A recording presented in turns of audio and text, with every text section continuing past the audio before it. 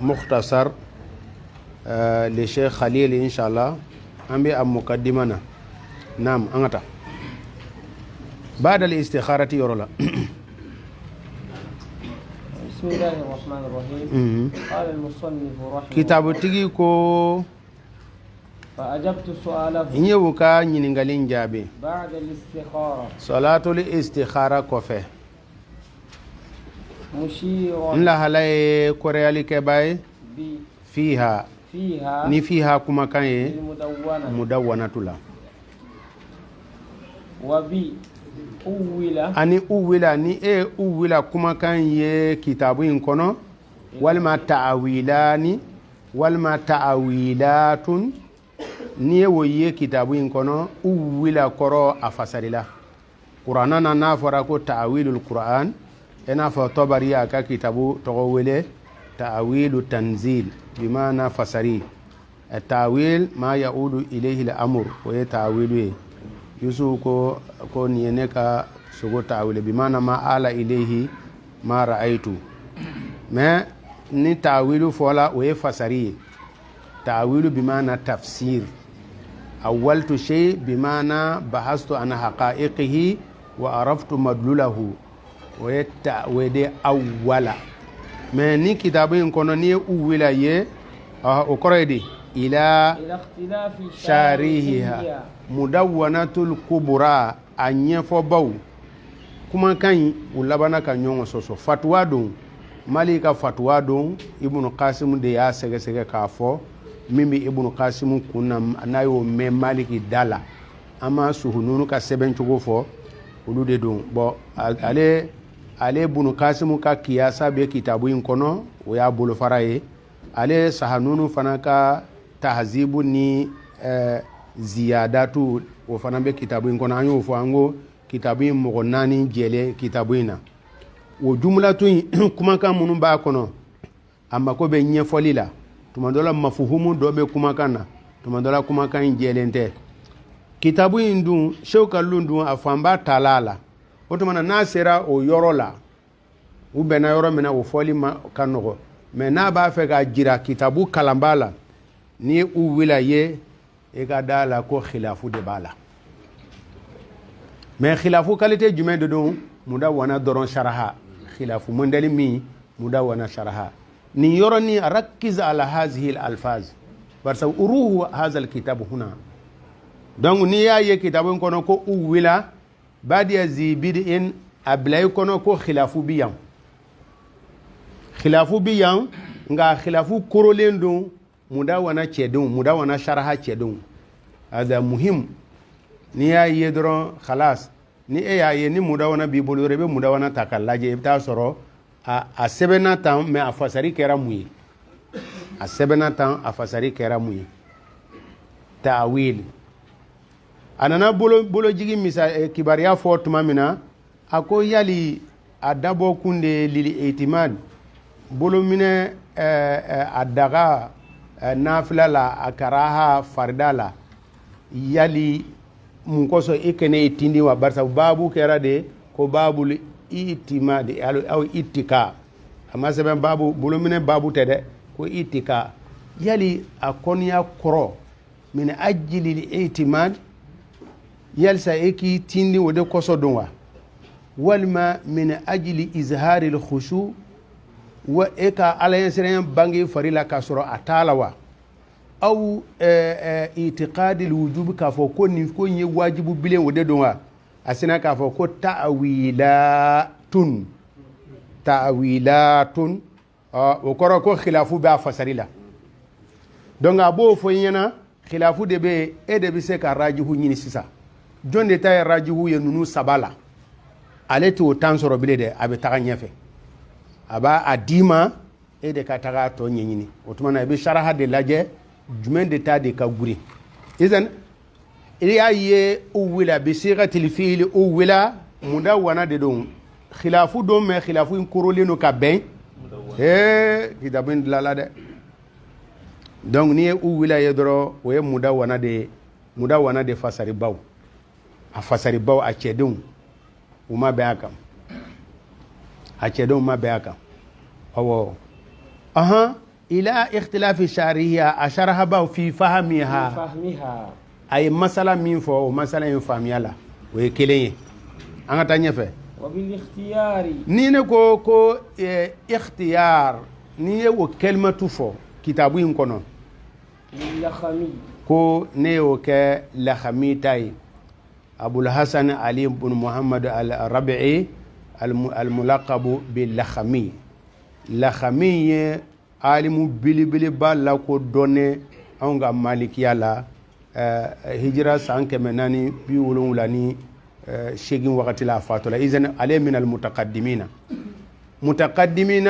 uluka mustalahu la ka damine maliki tile la kana sanji 500 munu bu kono olu ka mustalahu togo de ko mutaqaddimuna zeyma hadisa mogo ba fo ko salafu olu be daluta mamununa u ka jigiya la munu ka doni sabatleno u ka jigiya la ni dunge macha olu ka jigiya la kuma basigine be mununa obo karamogo togo wele ko al mutaqaddimuna iza la khamiye mutaqaddimuna bolo fara dode ale karamogo belebele baye min la ko donné do malikiya la aga kitabu to de ko tabsira yin ale kitabu mudawwana masalaw ayo se o senzen ko tenten ka dobtu kala mudawwana masala kumbabaw ka kitabu waro ta kala ka yere fana ka cesiri kan kala tabsira idan na le ya fo kitabu in kono ni ikhtiyaru kuma kan yedron ablaye kono ko ye eni karamo ken mi nyona sisa khilafula oye la khamide nga aye tasmimu kera jogodi ako lakin nga إن كان بصيغة الفعل نيا كان فعلو يه فذلك لاختياره هو ويه أيرة دي نترجيه في نفسه أيرة دي نترجيه هو توكيد له أيرة دي أترجيه karamogo wɛrɛ ta de a yɛrɛ de ɲɛ jɔ a la k'i ɲɛ jɔ a la k'a sɛnsɛn ko nin kuma in de ka fisa o ye a yɛrɛ ka baara ye a ko wabili ismi n'a kɛra ni tarjihu kɛra o kɔrɔ n'i ye ko ukhtira lakame yɛrɛ de y'a kɛ ukhtira lakame yɛrɛ de y'a kɛ wabili ismi n'a kɛra ni ismi alal mukhtari والما على الاختياري كو يجمعي فذلك الاختياري ايركا توموني مغو تمنو فانا منو كونانيه وترى نيفه عليه رفنا فرالا اوكا ايد من سبقه وارتدى بما قال به من سبقه مغو من كونانيه ويكما من فو akoko ne refana bi nindeta me عليه رما تنده افرالا دوكا وتمنى بصيغة الاسم ني عبارة دقيقة أبينا توبل جلفو لماذا أياك كتابو ولو في ناس روني لخمي يافوني فيلوية ويارك في كبر سابو لأن الفئل يفيد الحدوث حدث دونك عليه بوقت من عليه دي نانا wode la aye be sigatul fili ke an muhal mu'mina no fe sigatul fili ku ulu yere de yake li yufid al hadas nka ismu min sifat al ism wa athubutu wal luzum ismu be wasfu bolo farade al ismu min awsaf al wasfi wal ismu min safi min ismi min wasfihi kafo yufidu athubuta واللزوم والاستمرارية تارة بينما الفيل يفيد تجدد ككرا كرايا donc بصيغة الفيل لخمي يرى دياك برسبا ياك وقت من بتاتي مغمنو ياكون لما يتي إذن حدث وناي ني كتابين وتمنى ناكو اختار هكذا والما مبني للمجهول اختير يا ني ويدرو وكرا حدثوا دون ما حدثوا من لا خمي ياك من بصيغه الاسم دون على المختار على الاختيار لا خمي مغمون تمنا اني kuma in hakilila fofo la ɲɔgɔn kɔ a y'a ye ko nin de cɛ ka ɲi bon o tuma an ka taa wa bi tarjihi ni tarjihu fana ye ibnu yunus ye kazalika ibnu yunus fana ale de ka kitabu ye kitabu belebeleba ye n'a bɛ mudawana fɛn bɛɛ de b'a kɔnɔ a tɔgɔ bɛ wele o b'a tɔgɔ wele ko aljami mais o b'a nisba ko jamiul masail li mudawana masalaw ko fara ɲɔgɔn kan kitabul jami ibnu yunus ta de ye abubakar bin abdullah bin yunus at-taymi ale kɛmɛ naani ani bi duuru ni kelen ale fatola kɛmɛ naani ani bi duuru ni kelen o kɔrɔ a bɛ se ka kɛ ni an bɛ fato fɛnkɛ kan a bɛ se ka kɛ ale ta'khirula ka tɛmɛ dɔ in kan laxami ye kɛmɛ naani bi wolonwula ale ye kɛmɛ naani ani bi duuru ni kelen walima laxami de bɛ kɔfɛ bi duuru ni kelen o donc ale fana bɛ mutaqaddimuna kɔnɔ ale ka kitabu min ko jaami o ye kitabu la ko dɔnnen ba de ye ayiwa an ka taa kazalika ikhtiyar kuma daminɛna koyi shekalu sɛbɛn daminɛna kazalika o kazalika bɛ segin min sisan kazalika a bɛ segin min ayiwa kazalika a bɛ segin laxami ka sigatu ma a m'a fɔ ko kuma min ye ni fiilu don ikhtiyaru ni laxami y'a fɔ o y'a fɔ a b'a fɔ a yɛrɛ kunna wa bil isma a y'a bɔ mɔgɔ wɛrɛ ka kuma na wa ni ye tarjihu ye ibnu yunusu t'a dɔn mais n'a kɛra bi sigatil fiili arajjahahu huwa wa ala al arjahi wa raje o tumana ibnu yunusu e min al khilaf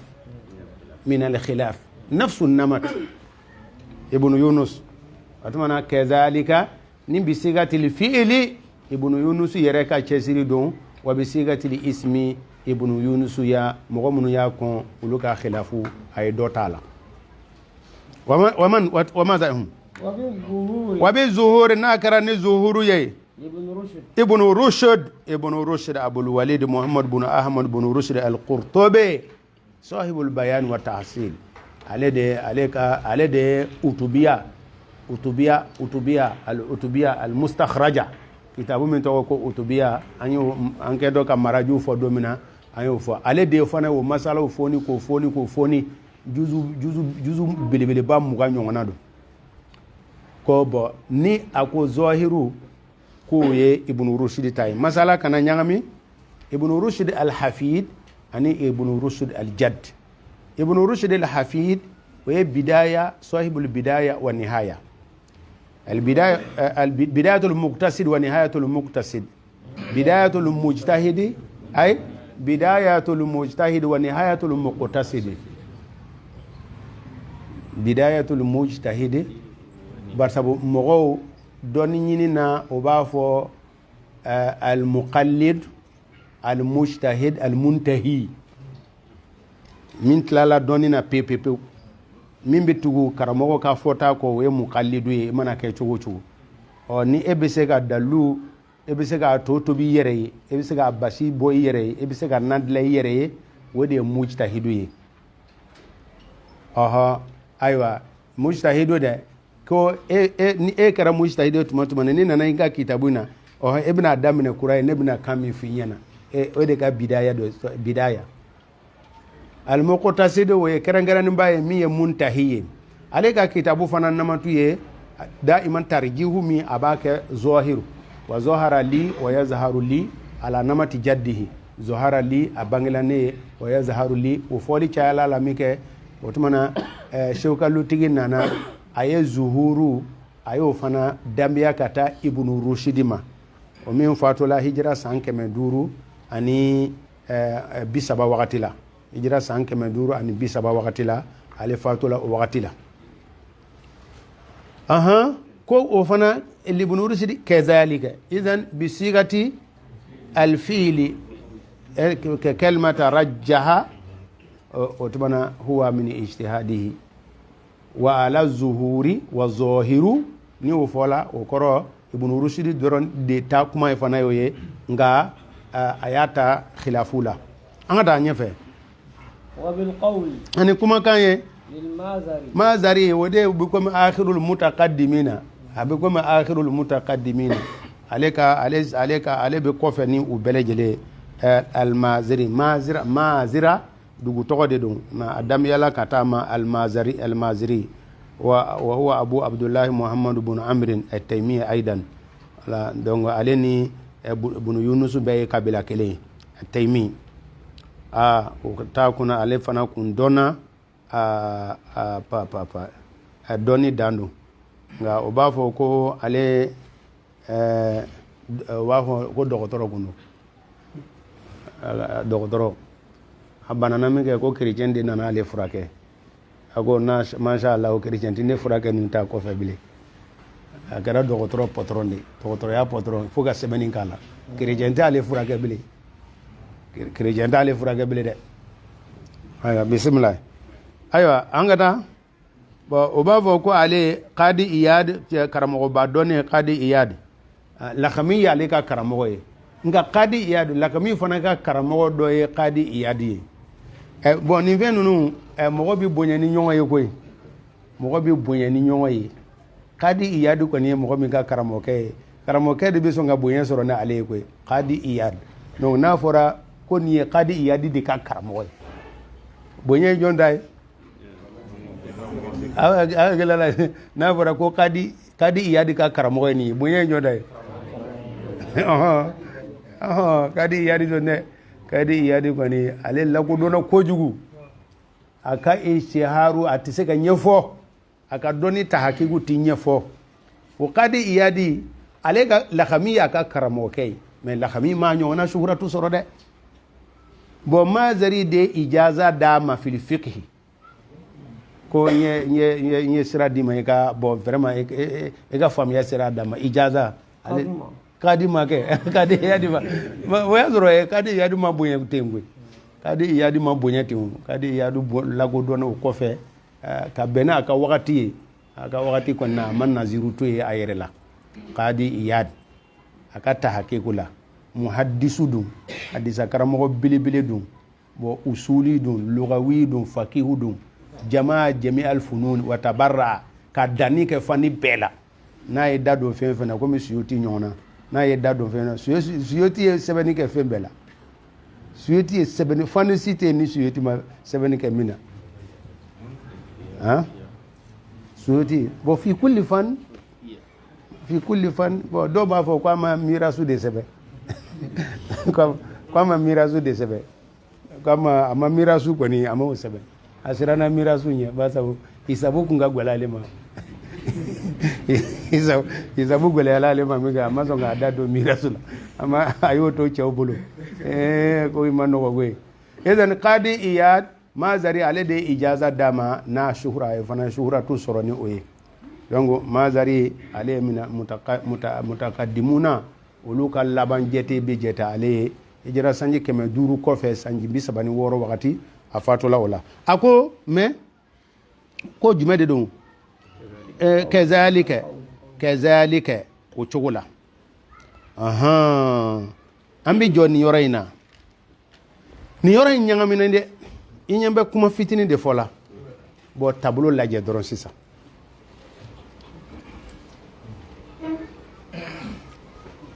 a bɛ fɔ jumlatu dɔ ma ko tarjiye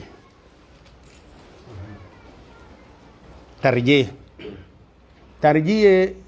e bɛ kuma dɔ ta ka kuma dɔ to yen a namatu de filɛ nin ye tan nɔ n'o ko tarjiye n'a bɛ kuranɛ kɔnɔ an nana lajɛ aya 2 n'an m'an kunkolo fɛnkɛ an b'a fɔ k'u ti ɲɔgɔn ta u b'a fɔ zɔhiru ta'arud hadisa fana na o ɲɔgɔnna bɛ yen hadisa 2 nana a kɔrɔ tɛ se ka fara ɲɔgɔn kan khayru shuhudi allazina yastashhiduna qabla an yushhadu wa sharru shuhudi bon alana an bi est ce que ninnu 2 an dun ma tariku dɔn nin de jigila nin ye nin de nana nin ye jango an k'a fɔ ko kelen nasuku ye ko kelen mansuku ye donc diinɛ karamɔgɔ mana jɔ o ayaw kunna ani wo hadisa o kuna o be tarjihu ke o kore di o bena baara kɛ ni kelen ka kelen to ye a bi faamuya mais a tɔgɔ bi wele cogo di tarjih hadisa fana na tarjihu bi kɛ hadisa la muhaddisu fɛ mais galiban ma o be kɛ jurhu wa ta'dil dɔ bi hadisa dɔ fɔ karamɔgɔkɛ dɔ b'a fɔ ko inikitaw b'a la karamɔgɔ wɛrɛ b'a fɔ sira wɛrɛ bi ne bolo inikitaw t'a la a sira ma tigɛ donc elana ale b'a fɔ inikitaw bi min a b'o ben min ye ittisalu ye min ye musnadu ye a b'o ta tarjih walima i ye hadisa minɛ cɛ dɔ fɛ karamɔgɔkɛ dɔ ko i ye hadisa minɛ cɛ min fɛ zon de don o ye juruhu ye kelen b'a fɔ non ne n'a jɛra san 10 ne m'o tamasiyɛn y'a la o ye ta'dilu ye sisan sa nunu nin cɛ kelen in ka hadisa an b'a ta wa an t'a ta ni e y'a ta tarjih i ye min fili nin ye hali bi o ye tarjihu bara i bɛ kelen ta ka kelen to ye hadisa kolojɛ ta o ni kuranna kolojɛ ta ye kelen ye hadisa kolojɛ n'u ye ɲɔgɔn jɛ o zɔhiru ye ɲɔgɔn jɛ o ye a bɛ galiban o b'a fɔ ma ko ta'arudu o ye hadisa kolojɛ ye mais hadisa yɛrɛ nasira i bɛ min mɛn tuma dɔ la hadisu sɔhihu dɔ'ifu ye tarjihu b'a la tarjih tuma dɔ la o hadisa o tarjihu dɔw bɛ se ka kɛ kasratu ruwat a fɔ baw caya kɔsɔ o bɛ tarjihu kɛ juru wa ta'dilu bɛ yen karisa man ɲi karisa ka ɲi o ye tarjihu dɔ ye dɔ y'a fɔ majuru dɔ y'a fɔ majuru tɛ donc min tɛ majuru ye n b'o ta tarjih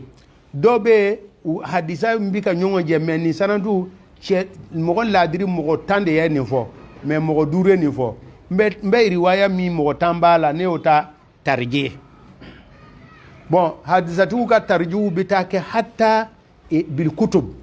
a bɛ fɔ e ka hadisa in a bɛ sunanu bayhaqi de kɔnɔ dɛ mais nin ta in bɛ abu dawuda kɔnɔ e jɔ abu dawuda de lakodɔnna tarjih walima an k'a fɔ nin bɛ bukhari de kɔnɔ dɛ nin fana bɛ muslimu kɔnɔ tartibu la bukhari bi ɲɛfɛ e jɔ n bɛ bukhari ta in ta o tɔgɔ ye di tarjih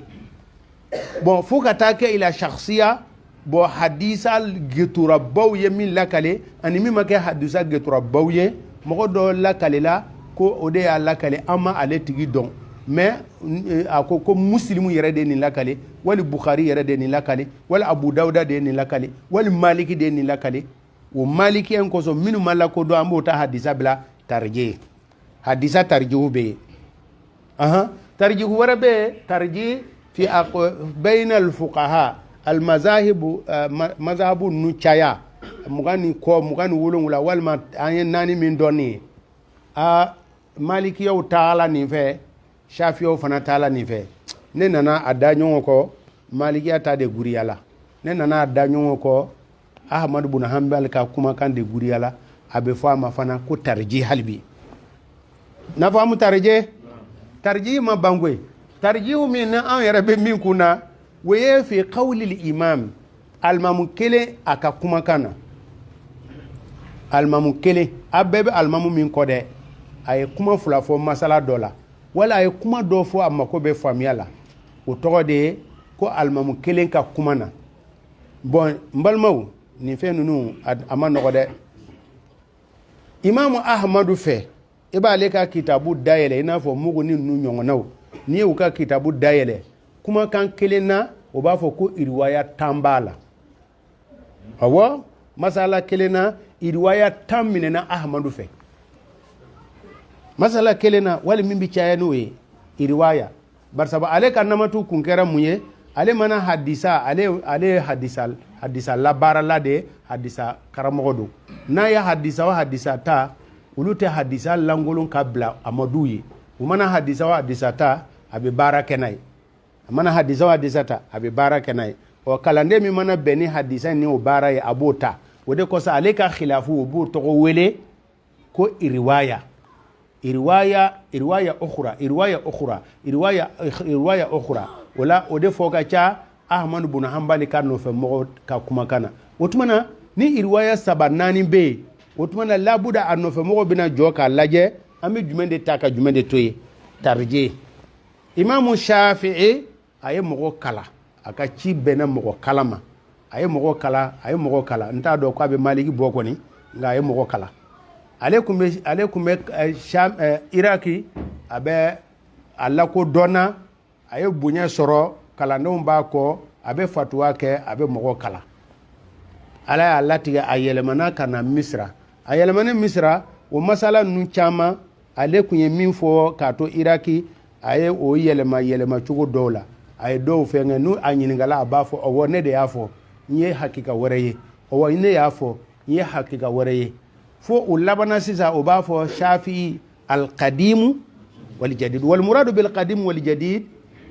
o kɔrɔ ko jadidu bi dɔ in wuli o kɔrɔ ko i bɛna tarijihu kɛ donc i b'a fɔ Maliki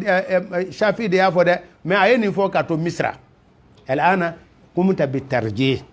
i ye tarijihu kɛ Imam Malik ale ka tarjihu ale ka fatawaw a ka fatawa minnu bɛ kɛ ni mɔgɔ bɛ fatuwa kɛ ka bɛn ni mustafti e ɲininkaliba ka bɛn ni o ka lahala ye Maliki ta gɛlɛma caman sɔrɔla o la ka bɛn ni ɲininkaliba ka ɲininkali jaabi n t'a fɛ ka fɔ n b'a fɔ ka ɲininkalikɛla ka lahala jateminɛ kosɛbɛ ka sɔrɔ k'a d'a ma bon ale dun mɔgɔw bɛ a bɛ fɔ tuma dɔ la fo tarijamakɛlaw de bɛ ɲini ko nin bɔra fo hindu jamana na a nana tan nin bɔra fo farafina ifiriki a nana tan nin bɔra fo Shami a nana tan ale bɛna a bɛna dekatu kɛ a bɛ fɛnw ɲini ka fɛnw ɲini n'a ye ka lahala dɔ tuma dɔ la a bɛ fatuwa kɛ ka bɛn n'o ye o fana tɛ kura ye ayul amal ahabuha ma hiya ahabul amal ayul amal afdal baara jumɛn de fɛn kɛ kira ye dɔ jaabi ko as-salatu fi waqtiha kira ye dɔ jaabi birrul walidain ay dɔ jaabi al jihad ay dɔ jaabi bon al'ana al iman billah al muhimu ɲininkali ye kelen ye nka jawabu ma kɛ kelen mun na barisabu ɲininkalikɛla ka bɛn n'o ye min huna sisan n'i ye jɔra hadisa in kunna n'i bɛ a fɔ o i bɛ tarijihu kɛ koyi e tɛ tarijihu kɛ da e bɛ dɔ ta dɛ baara jumɛn de ka fisa ni baara bɛɛ ye walima e b'a bɛɛ tugu ɲɔgɔn na wa e bɛ dɔ ta o bon min huna Imam Malik a ye o kɛra min ye Shafi'u sɔrɔ o dɔ fana y'a sɔrɔ barisabu a mɛnna kojugu depuis a se san 18 a bɛ mɔgɔ kalan na san 67 a bɛ mɔgɔ kalan na labuda mina taghyir a ye fatuwa dɔw kɛ a si san 20 wagati la a ye dɔw kɛ san 40 wagatiw la wagati nana a diyagoya a ka dɔw fɔ cogo dɔ la o fana kɛra ye wa min huna o de kosɔn malikiya cɛdenw bɛ fɛnni dɔ fɔ ko nin tarijihu bonda la Ibnu Qasim ye nasihu de i y'o faamu wa mɔgɔ t'ale mansuhu Ibnu Qasim n'a fɔra ko Ibnu Qasim kɔni de y'a fɔ donc ale bɛ komi Shafi'u ka kawulu jadidu de ale Mali ka wagati labanw de a san 20 labanw ale o de kɛ donc izan ni Ibnu Qasim de ko ne y'a mɛn dɔrɔn donc an ka mɔgɔw non Ibnu Qasim e kana ɲɛɲini o de ye mashahuru ye ni Ibnu Qasim de kɔni y'a fɔ ka ban a banna quoi parce que mɔgɔ si ka kuma tɛ ale ta wuli tariku dɔnna dɛ Ibnu Qasim man kɔni ma fɔ dɔrɔn tariku dɔnna izan alimamu kelen a ka kumakanw fatuwa kɛra sawa ana a ye fatuwa kɛ i n'a fɔ Shafi'i ta qadim wa jadid walima a ye fatuwa kɛ i n'a fɔ Ahmad bin Hanbali fɛnkɛ la i n'a fɔ a ka fatuwa Abu Hanifa ma taa yɔrɔ la a y'a ko bɛɛ kɛ Bagdadi nka a yɛrɛ fana ka masalaw kun jɛnsɛnna Ala ye kalanden belebeleba 2 d'a ma minnu yɛrɛ kun bilala ale ɲɛ jala la nka Shaybani ni Abul Hasan o b'a fɔ ko Sahiba Abi Hanifa olu bi ɲini ka bila Abu Hanifa ɲɛ dɔnni na o bɛ guriya e ma cogo di kana guriya e ma dɛ mais yɔrɔ caman Abu Hanifa bɛ taa dɔ fɛ olu bɛ taa dɔ wɛrɛ fɛ wa ulu fila yɛrɛ dɔ bɛ dɔ taara nin fɛ dɔ taara nin fɛ a bɛɛ mazhabu kelen o tuma na minnu nana u kɔfɛ ni kuma nana u b'a fɔ Shaybani de ka kuma ye nin ye koyi nin min filɛ nin ye nin ye Abu Hanifa yɛrɛ de ka kumakan ye koyi mais jumɛn de ka gurin a nɔfɛ mɔgɔ bɛ obligé ka dɔ ta ka dɔ to yen a dɔ ta ka dɔ to yen alimamu kelen ka mazhabu kelen kɔnɔ fɔnkɔɲɔgɔnyaw bɛ na fɛn dɔw la o fɔnkɔɲɔgɔnyaw e bɛ tarjihu kɛ wa sewkalutigi bi ka min kɛ o ye jumɛn ye mazhabu kelen kɔnɔna o tarjihu o tuma na e ka kan ka min faamuya nin kumakan in na kumakan naani na nin bɛɛ kɔrɔ de ye tarjihi de a ye zɔhiru min fɔ tarjihu don a ye ikhtiyaru min fɔ tarjihu don a ye tarjihu yɛrɛ ye tarjihu ye a ye ta'wilu ye tarjihu ye alqawlu tarjihu don qala al-Ma'zari qala yaqulu alqawlu idhan hadhihi min alfaz at-tarjih al-ma'lum yaquluna ar-rajih asulu ye sabade mais u y'a bolo fara ka caya kojugu ar-rajih al-mashhur as-sahih الرقم الأول أراجه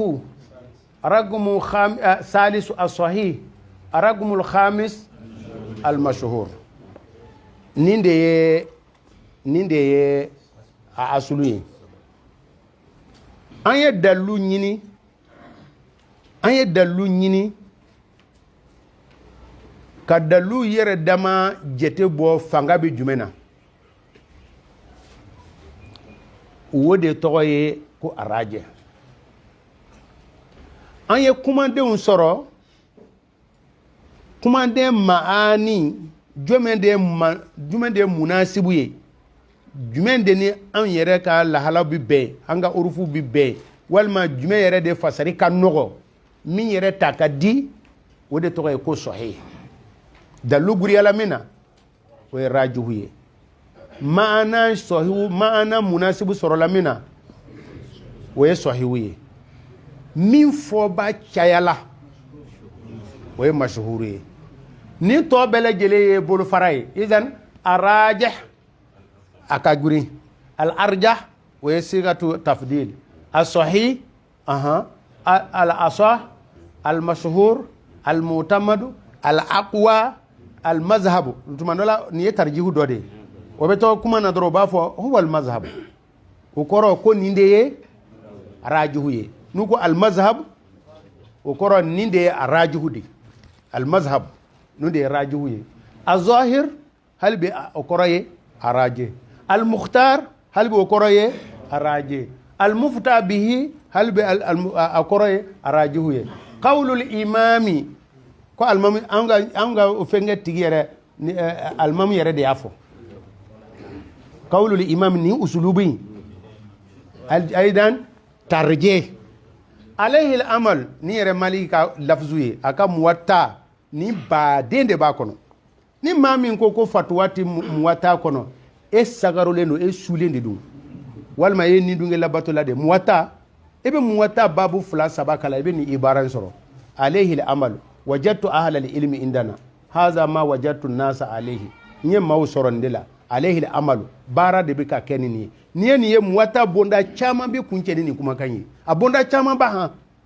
fatuwa tɛ mali muwatta kɔnɔ nin ye kuma jumɛn o ye ni dunge labato ye barisa kuma min bɛ fɔ la kun min kɔsɔn an b'a faamu an b'a dɔn a bɛ sɔrɔ a bɛ ka fɛn dɔ de fɔ ani mazhabu tɛ taa la a bɛ dun bɛ ka kule ko o de don an dun ye o aksu jira a la maliki yɛrɛ ka sɛbɛnfɛn na non a b'a fɔ non maliki ye san 40 kɛ ka fɛn min sɛgɛsɛgɛ i b'a fɔ non mun na o ye ni dunge labato de ye ne tɛ ni dunge labato n'a fɔra ko a bɛ muwatta kɔnɔ o b'i tɔɔrɔ mun na e bɛ dimi mun na e jɔnna ni alimamu min ye ale de y'a sɛbɛn ko fili ni fili b'a la ji ka taa n'a ye ji ma ɲigi mazhabu cɛdenw bɛɛ ye dɔnnikɛlaw bɛɛ lajɛlen kitabu in saraha ni ne ko a b'o kɔnɔ mun na e bɛ dimi mun na e bɛ ɲugu ne na bilen ne ye kɔni k'a fɔ fatuwa tɛ muwatta kɔnɔ ayi wani ibaran alayhi al-amalu de ibn chaman baden de soro ni o fana ye yoro ni o ye yoro muwatala ni ibaran ye yoro maliki la ko donna de akaramo ko be madina a flankuru kun be madina karamo baw kun be dugu wara wala ka wakati la otmana ebta soro ulu tagala famia wara fa ale mata o fe na sera wala ale ta yere segen bile koy neta de tien auta de tien o tala de na ye hadisa saradu aka muwatala na saradu abafo alabana ne ko ni karamo soro ninga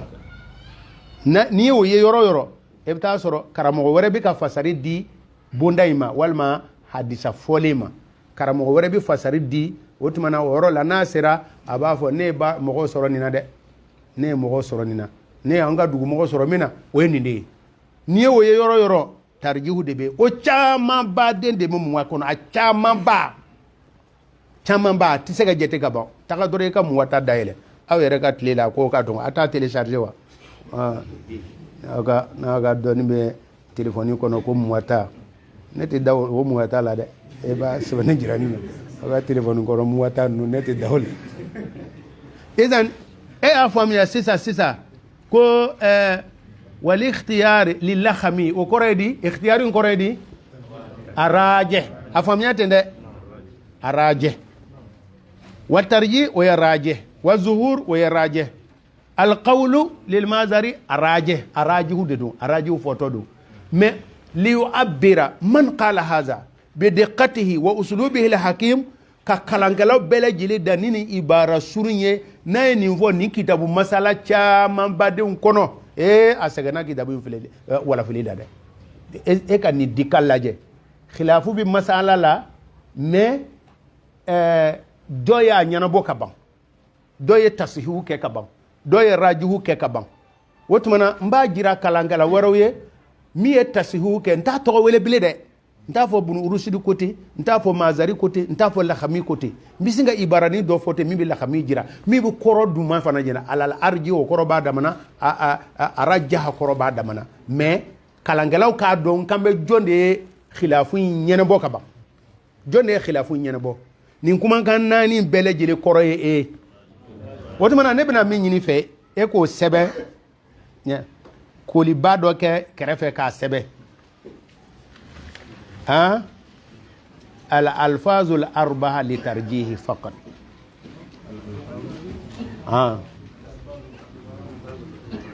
الألفاظ الأربعة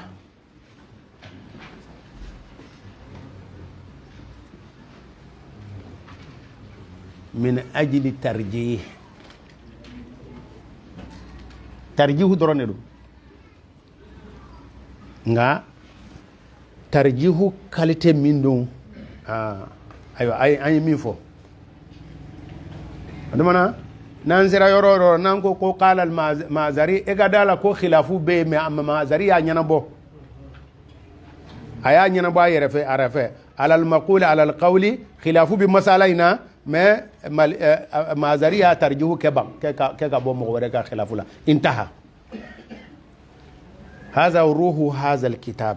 ni nuktatu 40 ruh hazal kitab kitabin anni belebele ba do yayi anta daye ni rogon dem ko woshi de bita woshi ta la fana wala afoka noko magwele bita magwele ambana aywa anga joni yoreyna inshallah sini ambe temena ato subhanaka allahumma wa bihamdika